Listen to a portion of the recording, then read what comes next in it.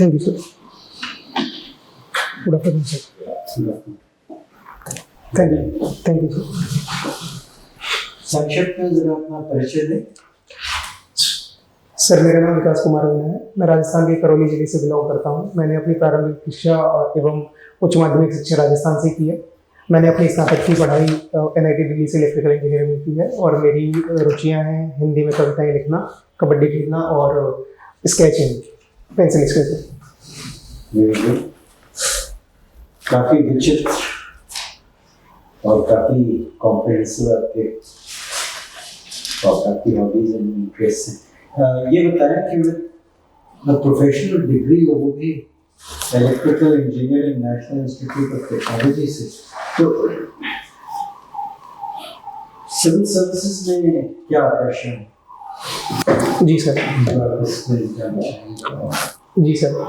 Sir जैसा मैं civil services को समझ पाया हूँ तो मुझे लगता है कि civil services jack of all trades को के कैंडिडेट को लेना चाहता है। ऐसा कैंडिडेट जो इन सारी चीज़ों में वेल परफॉर्म कर सके। सर मेरा जो बैकग्राउंड रहा हुआ है उसमें मैंने सर अपने एकेडमिक कैरियर में जो चीज़ें हासिल की हैं, साथ ही मैंने टीम मैनेजमेंट, लीडरशिप वगैरह, और उसके अलावा सर मैंने पब्लिक डीलिंग वाले सेक्टर में भी काम किया हुआ है। जैसे मैं SRC क्लब का भी मेंबर रहा हुआ हूँ अपने कॉलेज के दिनों में।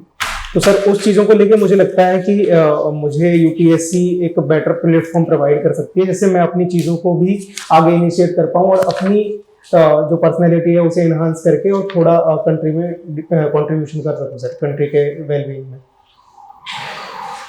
जैक ऑफ ऑल ट्रेड्स का तो नेगेटिव कम्युनिकेशन रहता है। Jack of all trades and master of none. Sir मुझे लगता है कि sir jack of all trades शायद जो आप शब्द कहना चाहेंगे वो जनरलिस्ट। Okay sure sir. अच्छा ये बताएं, आजकल आर्टिफिशियल इंटेलिजेंस की बात चली है और कई विशेषज्ञों ने ये कहा है कि इस पर रोक लगाने की जरूरत जी till such time as protocols are developed, क्योंकि इसमें बहुत ज़्यादा पोटेंशियल है और डेंजर है। Yes sir. आपके क्या विचार है इस बारे में? सर वर्तमान समय की डिमांड के अकॉर्डिंग आर्टिफिशियल इंटेलिजेंस एक बहुत महत्वपूर्ण पार्ट है मुझे जैसा लगता है। और सर अगर हम यही सोच के बैठेंगे कि इसके प्रोज और कॉन्स के तुलना में कॉन्स ज़्यादा हैं या फिर कॉन्स हैं इसके, तो हम उस चीज़ को कभी इम्प्लीमेंट नहीं कर पाएंगे और हम आगे एज ए डेवलप्ड कंट्री बनने के लिए एलिजिबल नहीं होंगे क्योंकि हम नई टेक्नोलॉजीज को नहीं अपना पाएंगे। तो सर मुझे लगता है कि नई टेक्नोलॉजीज को अपनाना तो बहुत जरूरी है। हो सकता है कि हम नियामकीय ढांचे को और सुदृढ़ कर सकें जैसा कि वर्तमान समय में सरकार कर रही है। भारतीय सरकार का अप्रोच भी वही रहा हुआ है वर्तमान समय तक। तो मुझे लगता है एक नियमित वे में इन सारी चीज़ों को, मशीन लर्निंग हुआ, AI हुआ, IT वगैरह हुआ, इनको एक नियमित वे में विद सम एक्सपर्टीज के साथ इम्प्लीमेंट करना चाहिए। हम नई टेक्नोलॉजीज की बात आ रही है तो बुलेट ट्रेन का आपने सुना हो? जी सर। तो बुलेट ट्रेन किस ट्रेन को कहते हैं? किस स्पीड से जब रन करती है तो उसको बुलेट ट्रेन का दर्जा दिया जाता है? सर एग्जैक्टली तो मैं यार इसको नंबर में तो बता नहीं पाऊंगा, पर जो बुलेट ट्रेन होती है उसका कॉन्सेप्ट मैगलेव होता है सर। तो मैग्नेटिक लेविएशन वाली जो ट्रेनें होती हैं आमतौर पर उन्हें बुलेट ट्रेन में कंसीडर किया जाता है। उनकी स्पीड अराउंड 250 और अप्रॉक्स उससे ज़्यादा होनी चाहिए सर। 250 माइल्स पर आवर या 250 kilometres per hour? Sir 250 kilometre per hour. और उसका नाम बुलेट ट्रेन कैसे पड़ा? सर इस बारे में कोई आइडिया नहीं।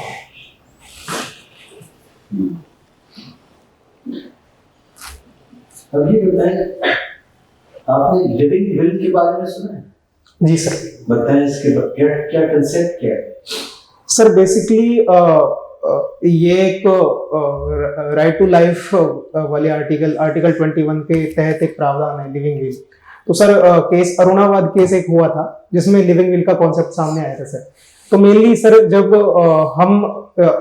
कोई भी व्यक्ति जिसकी कंडीशन इस स्तर पर आ जाए कि वो बिना किसी लाइफ सपोर्ट के या फिर वो जी नहीं सकता, तो विद डॉक्टर की कंसिडरेशन से उसको सर राइट टू डेथ का जो प्रावधान है वो लिविंग विल के थ्रू किया जाता है सर। अच्छा, आपने फ्रीबीज का सुना है? जी सर। फ्रीबीज का क्या मतलब है? उसमें एक ये विचारधारा है कि फ्रीबीज जो हैं ये आर्थिक व्यू पॉइंट से, पर्सपेक्टिव से, दृष्टिकोण से ठीक नहीं है और इनको बंद कर देना चाहिए। जी सर। सर इनको लीगली अलाउ नहीं करना चाहिए इलेक्शन टाइम पर स्पेशली। जी सर। सर मेनली जो फ्रीबीज का मुद्दा है वो वर्तमान समय में सरकार के समक्ष चुनौती पेश कर रहा है आर्थिक तौर पर। सर फ्रीबीज ऐसी सब्सिडीज होती हैं, ऐसे मुफ्त में दिए जाने वाले संसाधन होते हैं जिनकी आवश्यकता एज सच समाज को उस टाइम पे फ्री में नहीं है सर। उसके लिए सर जैसे कोई भी राजनीतिक पार्टी अगर सरकार बनाना चाहती है तो वो लोगों से वादा करती है कि हम फ्री इलेक्ट्रिसिटी देंगे, हम फ्री टैबलेट देंगे, फ्री मोबाइल देंगे। तो सर एज सच कुछ ऐसी चीजें जिनकी समाज में एज सच जरूरत नहीं है और लोग उन चीजों का खर्चा वहन कर सकते हैं, उनको फ्री में अवेलेबल करवा कर सरकार एक रुझान बनाना चाहती है, जिससे कि पार्टियां रुझान बनाना चाहती है जिससे कि वो सरकार में आ पाए। तो सर ये कॉन्सेप्ट मुझे लगता है कि इकोनॉमिक डेट को इंक्रीज करेगा इंडिया के ऊपर आने वाले दिनों में। तो इसी पर सेंट्रल गवर्नमेंट भी सर कंसर्न इशू खड़े कर रही है कि ऐसा नहीं होना चाहिए। अगर कोई पार्टी ये कहती है कि हम लड़कियों को फ्री बाइसिकल्स देंगे जिससे कि वो स्कूल जा सकें, जी सर, तो वो फ्री भी होगा या उसको अलाउ किया जाए या ना अलाउ किया जाए? जी सर। आपके विचार क्या रहेंगे? सर मुझे लगता है कि वर्तमान समय में महिलाओं की भागीदारी इकोनॉमी में बढ़ाने के लिए और देश के डेवलपमेंट में बढ़ाने के लिए ऐसी प्रक्रियाओं को शामिल किया जाना चाहिए सर। तो बाइसिकल से अगर वो उपयोग करके अगर अपनी पढ़ाई और एजुकेशन में ग्रोथ कर पा रही हैं तो उनके लिए ये फ्रीबीज ना होकर एक सामाजिक संरक्षण की एक उपकरण सहायक सिद्ध होगा, उपकरण के तौर पर सहायक। जी sir, thank you. Vikas ji sir.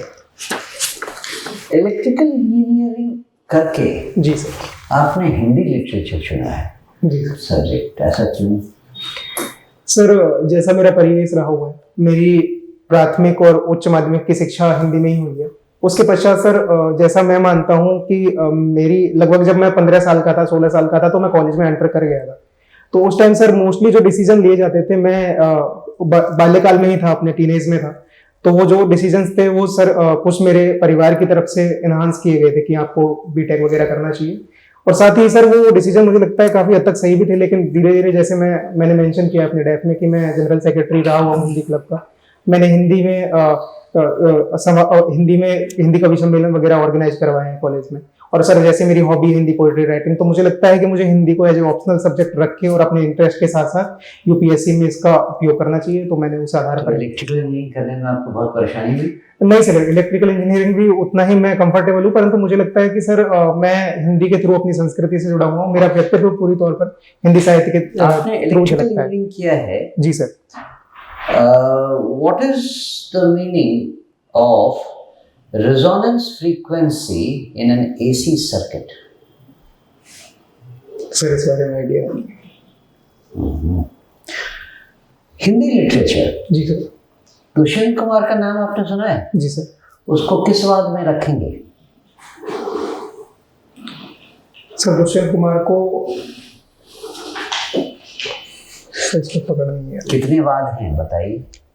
Sir mainly छायावाद का मुझे अभी तक याद आ पाया है, इसके अलावा तो बस। ओके। आप पेंसिल स्केचिंग भी करते हैं? जी सर। आप इंजीनियर भी हैं? जी सर। आपने आर्टिफिशियल इंटेलिजेंस यूज करने का प्रयास किया है पेंसिल स्केचिंग में? Sir make your skill better. Sir अभी चैट जीपीटी पे आपको एक स्केच बना के देगी, उस पे आप इम्प्रूव कीजिए। जी सर। सर मुझे इतना लगता है कि सर मैंने अभी तक इस पर आर्टिफिशियल इंटेलिजेंस का प्रयोग नहीं किया है, क्योंकि सर मेरा मानना ये है कि जो अपनी कला होती है वो आमतौर पर भावनात्मक लगाव से भी जुड़ी होती है सर। तो सर उसी आधार पर मैंने अभी तक जो भी स्केचिंग की है मैंने अपने खुद के थ्रू की है। बाकी मैं चीजें सीखता रहता हूँ, जैसे कोई अच्छा आर्टिस्ट है, कोई जैसे पुराने कुछ स्केचेस हैं, तो उनके थ्रू मैं किस तरह से अपनी स्केचिंग को इन्हांस कर सकता हूँ, उन सब चीज़ों पर मैं काम करता रहता हूँ सर। पर मैंने अभी तक मशीन लर्निंग वगैरह का उपयोग नहीं किया है। आगे आने वाले समय में जी सर। भावना और टेक्नोलॉजी, जी सर, इन दोनों में से किसका प्रोमिनेंस होगा? सर मुझे लगता है कि अभी इतनी जल्दी कह पाना शायद मुश्किल हो कि किसका प्रोमिनेंस होगा, पर मुझे लगता है कि क्राइसिस सर भावना का क्राइसिस होना चाहिए आने वाले तौर पर, क्योंकि जैसे जैसे हम टेक्नोलॉजीज को एडॉप्ट करते जा रहे हैं, जिस तरह से हम नए एरा में एंटर करते जा रहे हैं, तो सर मेनली हम भावनात्मक लगाव से अलग होते जा रहे हैं। यही एक कंसर्न सभी उभरती हुई इकोनॉमीज के साथ है, डेवलप्ड कंट्रीज के साथ भी यही है। तो सर उसके कुछ कॉन्सेप्ट्स आ रहे हैं जिनके थ्रू इन्हें डेवलप किया जा सकता है, जैसे केयर इकोनॉमी हुआ। तो ऐसे सर कुछ मुद्दे हैं जिनको लेके सरकार ओके, आपने फॉरेन सर्विस को एज सेकंड चॉइस रखा है। Sure, yes sir. Foreign service क्या करती है, आपको कितना पता है? सर मुझे जहाँ तक पता है, foreign service Indian foreign policy के लिए बहुत इंपॉर्टेंट रोल प्ले करती है। मेनली किसी भी देश के साथ अगर टाइज वगैरह हैं, अगर कोई इशू क्रिएट हो रहा है तो मेनली उसको किस तरह से टैकल किया जाए, यूएन वगैरह में किस तरह से भारत का स्टैंड रखा जाए, और किस तरह से भारत के एली वगैरह जो कंट्रीज हैं उनको भारत के फेवर में रखा जाए, और भारत का टेक्निकल सपोर्ट वगैरह उन कंट्रीज से भारत के हित में किया जाए, जिससे कि भारत एक 2047 तक डेवलप्ड नेशन की कैटेगरी में आ सके। As a diplomat, as an Indian diplomat, जी सर। आप जब इन किसी एम्बेसी में पोस्टेड हैं, जी सर। तो वहाँ आपके क्या क्या रोल होते हैं? जी सर। सर मेनली जो मेन रोल होते हैं वो एक तो आने वाले माइग्रेंट्स वगैरह और इन सब का डेटा वगैरह कलेक्ट करके और दूसरी सरकार के साथ टाई वगैरह करके कुछ ऐसे प्रोग्राम वगैरह डेवलप करवाने का काम किया जा सकता है मेनली। और दूसरा सर, अगर कोई इंडिया का कोई उसके साथ प्रोजेक्ट वगैरह चल रहा है तो उसके डील्स वगैरह आपको थोड़ा इस पे पढ़ना होगा। जी सर। और आपके आंसर्स करेक्ट नहीं है। Sure sir. सिद्धार्थ, ये कहीं अभी हमारे देश में फूड एक अलग चल रहा है, प्राइवेटाइजेशन। जी सर। हमने इंडिया प्राइवेटाइज कर दिया, जी। हमारे मुस्लिम जो एयरपोर्ट्स हैं, बड़े बड़े एयरपोर्ट्स हैं, प्राइवेटाइज हो गए हैं। इसके बारे में आपको क्या लगता है? ये अच्छी चीज़ है, अच्छी बात है, या नहीं होना चाहिए? सर मुझे लगता है कि आने वाले समय में भारत का जैसा गोल है 2047 तक डेवलप नेशन बनने का, तो उसके डायरेक्शन में सर ये किया जाना एक अच्छा कदम मैं मानता हूँ। क्योंकि सर अगर प्राइवेटाइजेशन किसी चीज को किया जाता है तो सरकार का प्रेशर जो है वो थोड़ा डिक्रीज होता है सर। तो सरकार इन सब चीजों से हट के वेलफेयर स्कीम्स पर फोकस ज्यादा कर पाती है, एक्सपेंडिचर अपना बढ़ा पाती है उन सब चीजों पे।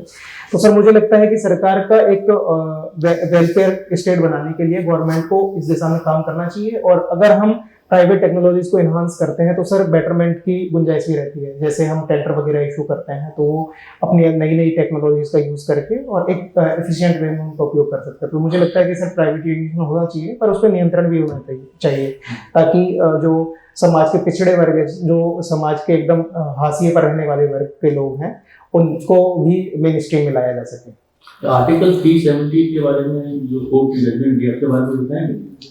जी सर। सर आर्टिकल 370 मुख्यतः जम्मू कश्मीर को एक स्पेशल स्टेटस प्रदान करता था। तो सर सरकार ने जैसे उसको हटाया है अभी आर्टिकल 370 को, तो सुप्रीम कोर्ट ने उसके फेवर में डिसीजन दिया है कि सरकार का जो स्टेप था वो एकदम वैलिड था और संवैधानिक दायरे के अंतर्गत था। जी sir. Because you Yes, are sir. from Rajasthan, yes sir. so Jaisalmer, have you been to Jaisalmer? Not it sir. Not yet. Yes. Okay, still. There is a famous war memorial in Jaisalmer. Hindi medium. What is that? Sir I don't know about it. Ever heard of Longowal? Yes sir, I heard about Longowal battle and What had happened there? Sir बस मैंने नाम ही सुना है लॉन्गोवल battle का, और बाकी और इसके बारे में आइडिया है नहीं। Okay, fine.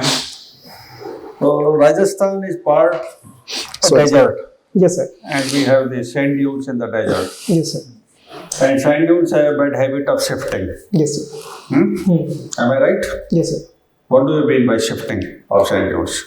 सर मेनली जो सैंड ड्यून्स की शिफ्टिंग होती है वो एयर के थ्रू होती है। अगर हवा सर तेज स्पीड में चलती है तो एक जगह की मिट्टी को उठाकर दूसरी जगह पे शिफ्ट कर देती है, और जब हवा शांत होती है तो वो ये शिफ्ट दिखता है सर।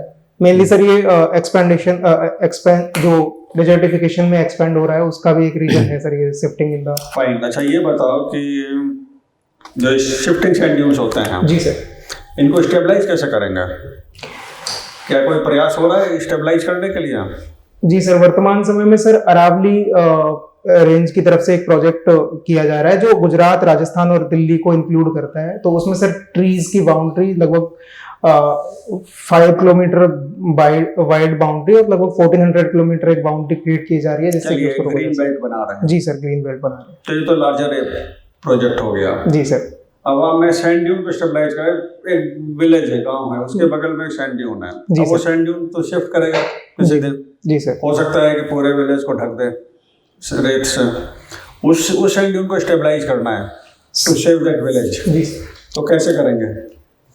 जी सर मेनली जो राजस्थान की अगर हम बात करें तो इंदिरा गांधी नहर परियोजना के थ्रू सिंचाई वगैरह करके वहाँ पे छोटे छोटे पेड़ पौधे वगैरह इनको उगा कर किया छोटे जाता है। छोटे पेड़ पौधे लाइक और सर फसल वो तो वगैरह फिर वो हो गया कि एग्रीकल्चर को बढ़ावा देना। हाँ एग्रीकल्चर का एक यूज किया जा सकता है सर। दूसरा come to the question, sand dune को कैसे स्टेबलाइज करेंगे?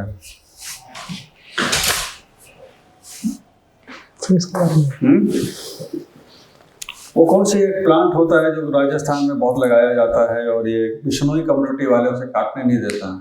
सर वो राजस्थान का राज्य वृक्ष है खेजड़ी। हाँ, खेजड़ी सर। खेजड़ी। यस सर, राजस्थान का राज्य वृक्ष भी है वो। खेजड़ी का यूज होता है सैंड ड्यून को स्टेबलाइज करने के लिए? सर होता है मोस्टली। Yes sir. तो आप क्यों नहीं बोल रहे हैं? सर मैंने ट्रीज वगैरह का बोला था तो मुझे लगा कि आप और कुछ कोई और ऑप्शन सुनना वो तो चाहते ट्रीज ग्रीन बेल्ट की बातें कर रहे थे। जी सर। तो कैसे ये प्लांट लगाने से सैंड ड्यून स्टेबलाइज हो जाएगा? सर मेनली जो प्लांट की जड़ वगैरह होती हैं, जो ग्रोथ वगैरह होते हैं, तो वो सर मिट्टियों के जो अणु हैं उनको पकड़ के रखते हैं सर मेनली। तो जब भी अच्छा Yes, sir. ठीक है। तो आप इलेक्ट्रिकल इंजीनियर हैं। जी सर। आजकल ये बहुत चल रहा है, फैशनेबल हो गया है to talk of EV, electrical vehicles. Yes sir. How does it helps? जी सर। सर इंडिया की प्लेस है पेरिस कन्वेंशन के अकॉर्डिंग कि इंडिया को धीरे धीरे एक डेवलप्ड इकोनॉमी जैसे जैसे बनेगी तो हमें रिन्यूएबल एनर्जी की तरफ शिफ्ट करना है और हमें जो प्री इंडस्ट्रियल एरा है उससे रिन्यूएबल एनर्जी तो वो गई जो ये एनर्जी हम यूज कर रहे हैं। जी सर। इसका सोर्स क्या है? ये थर्मल पावर स्टेशन से आ रही है कि सोलर पावर से आ रही है जी सर। कि विंड पावर से आ रही है? जी सर। हम इलेक्ट्रिकल व्हीकल की बात कर रहे हैं, ईवी के। तो ईवी है सर ईवी मेनली जो पेट्रोल वगैरह से प्रोड्यूस जो पोल्यूशन होता है उसको कम करने में मदद कर सकता है। लाइक अच्छा चीज एक आपको हम प्रश्न आपसे पूछते हैं जी सर। कि बिजली पैदा हुई थर्मल पावर स्टेशन में, जी सर। तो पोल्यूशन तो हुआ। जी। वो बिजली आपके घर तक पहुंचे, आपने अपने इलेक्ट्रिकल व्हीकल को चार्ज करा, आपने इलेक्ट्रिकल व्हीकल चलाई, तो पोल्यूशन कहाँ? सर पोल्यूशन तो पैदा हो गया जहाँ पर बिजली पैदा हो गई, वहां तो पोल्यूशन हो गया। जी सर।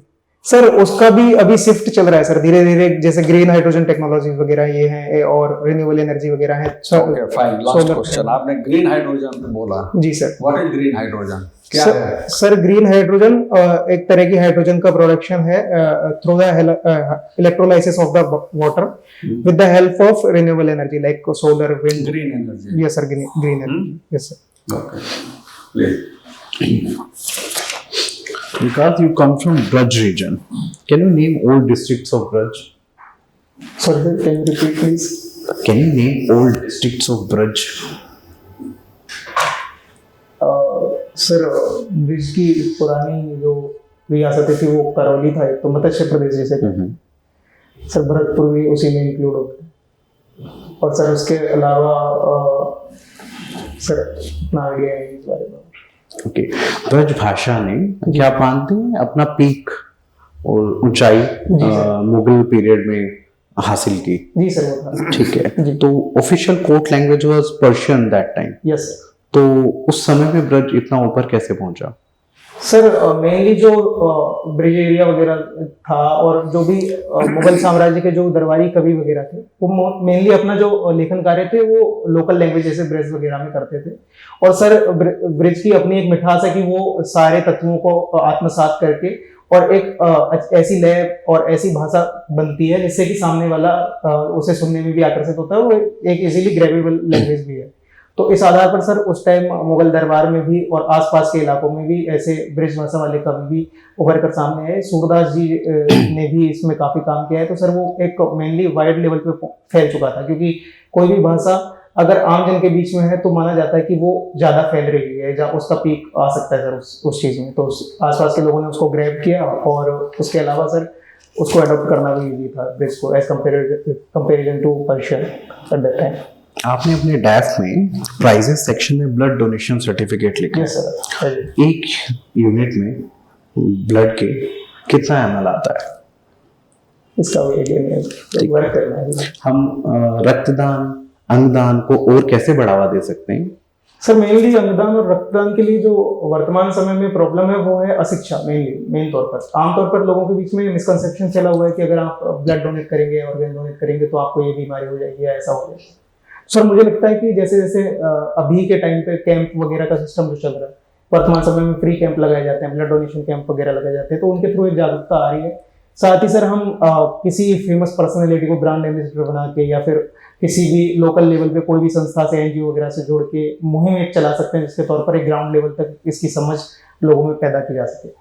आपने हिंदी पोइट्री का भी जिक्र किया है। जी सर। आपको लगता है चांद की जब से हाई रेजोल्यूशन पिक्चर आई है, जी सर। तो कवियों के चांद के लगाव में थोड़ी कमी आएगी?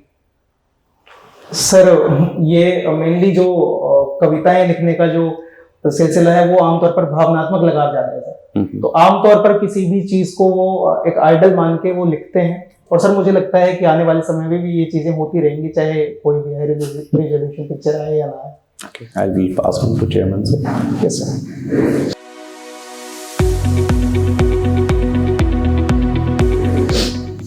विकास, Yes. अब ये फॉर्मल हम लोग का इंटरेक्शन खत्म हो गया है, जी सर।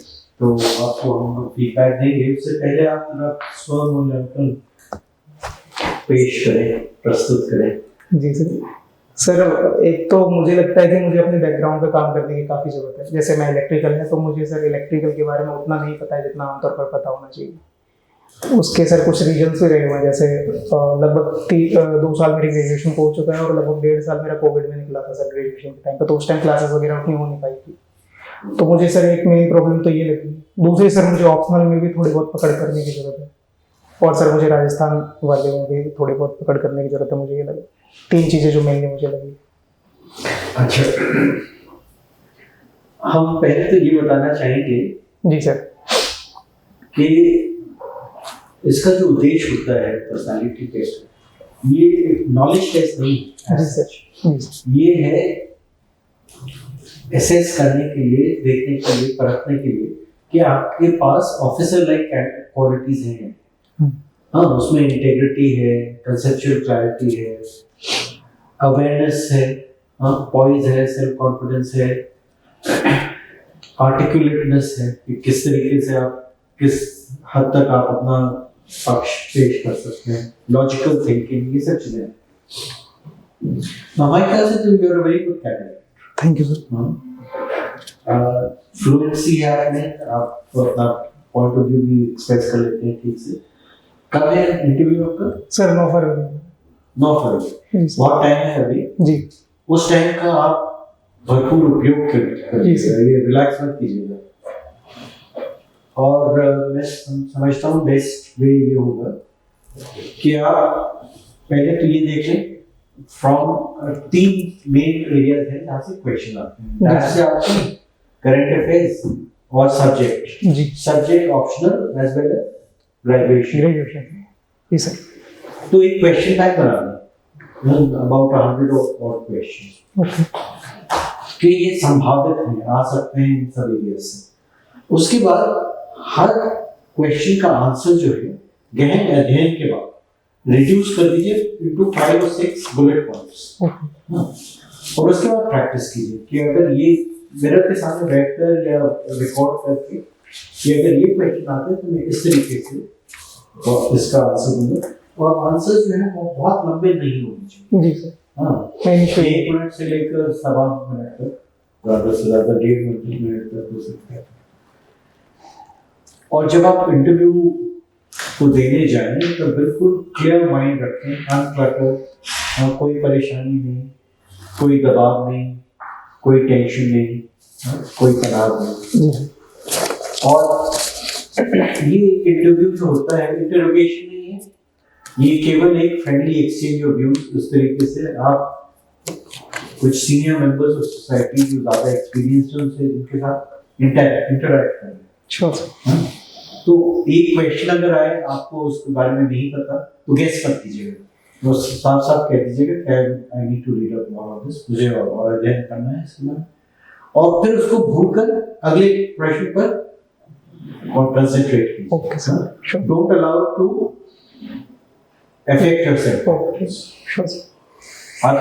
अच्छा, anyone else wants to add या आपकी तरफ से कोई प्रश्न? सर एक क्वेरी थी, जो मैं आंसर दे रहा था सर, क्या वो लंबे थे क्या सर ज़्यादा कि उत्तर? नहीं, अभी तक तो ऐसा नहीं हमें लगा, किसी और को भी शायद नहीं लगा। सही था। सही था। आप एक अच्छे कैंडिडेट हैं, जी सर। जो बताया कि कौन कौन से एरिया हैं बताया गया आपको, उस पर फोकस कीजिए। जैसे राजस्थान है, जी सर। हिस्टोरिकल इम्पोर्टेंस है, सामरिक महत्व है, कल्चरल है, रेगिस्तान है, तो हाँ बहुत सी चीज़ें आपसे पूछी जा सकती हैं। तो आप अपने देश अपने राज्य के बारे में अच्छे से तैयार हो जाओ जी सर। मुझे और टू द पॉइंट जवाब दो। जब कह रहे हैं सैंड ड्यून कैसे स्टेबलाइज करेंगे, तो सैंड ड्यून सोचो, एक सैंड ड्यून है जिसे हमें स्टेबलाइज करना है। जी हम ग्रीन बेल्ट की बात नहीं कर रहे हैं। सर, उस तो मुझे लगा कि मैं वो ट्री में काउंट कर चुका था उसको ऑलरेडी के वीडियो में। टू द आंसर जो है टू द पॉइंट, क्वेश्चन को ही आप आंसर कीजिए, आप ज्ञान मत दीजिए। श्योर। ठीक है, जो जिसके बारे में पूछा नहीं गया उसके बारे में ज्ञान देने की जरूरत नहीं पड़ती। सर और एक चीज़ और थी कि मेरा जब भी मैं कोई किसी भी क्वेश्चन का आंसर करता हूँ तो सर मेरे, जैसे मैंने मेंस में आंसर राइटिंग करी थी तो उसमें एक इंट्रोडक्शन होता है, फिर मेन बॉडी और फिर कंक्लूजन टाइप में। तो सर मेरा मोटिव यहाँ पे भी ऐसा ही रहता है कि मैं उसी तरह फॉर्म करूँ।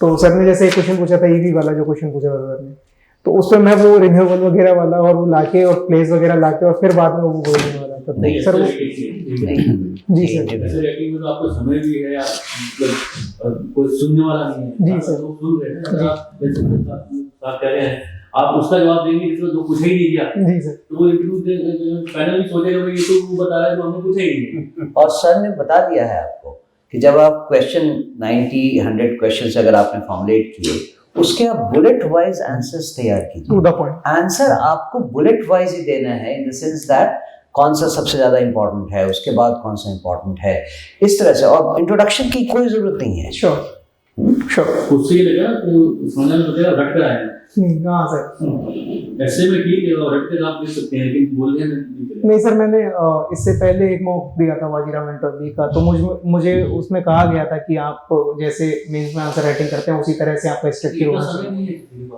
हाँ मतलब वो बहुत लिमिटेड होना चाहिए, बट ऐसा बोला था, इसीलिए मुझे लगा कि आपसे। हमें लगता है वो अप्रोच ठीक नहीं है। जी सर, श्योर। देखिए मॉक्स में यही जरा प्रॉब्लम होती है कि जितने मॉक्स आप देते हैं उतने आप कंफ्यूज हो जाते हैं। यस सर, यही, क्योंकि अलग अलग आपको ओपिनियंस और डायरेक्शन दिए जाते हैं।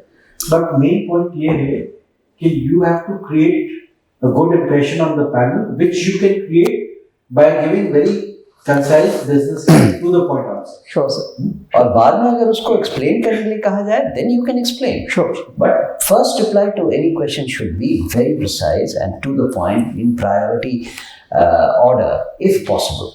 Sure sir. Okay. Sir the last question is कि जो बैठने का तरीका है आमतौर पर इस तरह से बोला जाता है। देखिए ये हम कहते हैं इसको YouTube सिंड्रोम। Yes sir. ये YouTube में आप जितने भी वीडियोस देखें सब ऐसे कस के बैठे हैं। जी सर। ऐसे स्टिफनेस आएगी। ऑपरेशनल अवेटिंग एग्जीक्यूशन लगता है। बिल्कुल आराम से बैठिए। जल सक्सेना सर वाले वार्ड में मैं था अभी, कल परसों मैंने मॉक दिया था, तो उन्होंने भी सेम बात बोली थी जो आप बोल रहे हो। हाँ। कि ये सबसे बड़ा आपका दुश्मन है अगर आप ऐसे बैठोगे, तो उन्हें लगना चाहिए कि हैंड आई कोऑर्डिनेशन आप मेंटेन करके रखो। हाँ बिल्कुल रिलैक्स करके। कंफर्टेबल नॉर्मल बॉडी में स्टिफनेस नहीं होनी चाहिए और ऑकवर्ड मूवमेंट नहीं होने चाहिए। श्योर। ऐसा नहीं, वो ऑकवर्ड है। हाँ? श्योर। और sir small movement are okay. And sir मेरा एंट्री करने का और बैठने का ये सब तरीका ठीक लगेगा। बाकी सब उस पर वो मत वो कीजिए, टेंशन मत लीजिए। मेन थिंग इज कि थोड़ा सा अपना जो प्रिपरेशन को और बढ़ावा देना है और थोड़ा सा बेटर वो करना है, इम्प्रूव करना है, बस वो और कर लीजिए। You do very well. बाकी सब ठीक है। Okay. Thank you. All the best. Alright. Thank you.